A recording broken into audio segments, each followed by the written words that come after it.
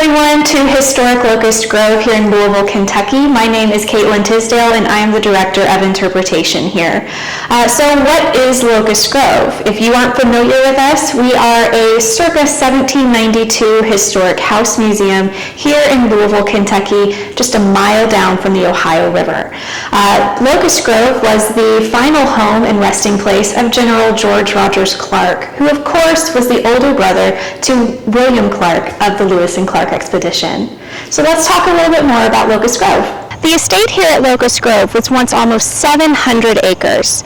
Now, Locust Grove as a museum has about 55 acres that we still operate for tourists. The gardens that you see here on the property, they were part of Locust Grove's operations as a self-sustaining farm from 1792 all the way through to the 1960s when the final family left this home and it started to become a museum.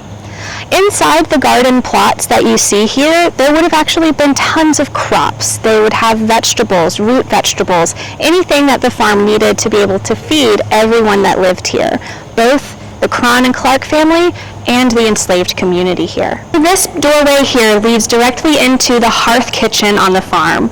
So here you're going to see really the center of all of the farm operations.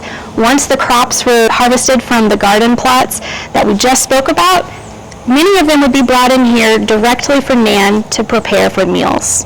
So let's talk a little bit about Nan's work in the kitchen. The Hearth Kitchen here would have prepared meals not only for the Croghan and Clark family and all of their guests, but also for the large enslaved community here on the property.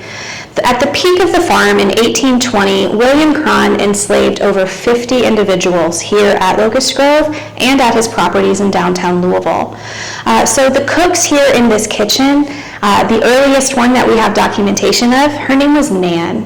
They nicknamed her Nanny, but we do like to make sure that we use both of her names. And a later hearth cook here was a gentleman named Sam Croghan. He was manumitted prior to the rest of the enslaved community here at Locust Grove, and we found that he later opened his own restaurant in downtown Louisville. So you'll see in this space, cooking was much different 200 years ago than it was now. You'll see the large hearth in the wall there. They could have had as many Dutch ovens and rotisseries and pans cooking food as they could fit. It had a crane arm that could swing in and out over the fire. And you'll see also a dry sink against this wall where dishes would have been washed, dried, and put away for the next meal. Connected to the Hearth Kitchen are two other dependencies here on the farm. The first being the wash house where the daily laundry was being done.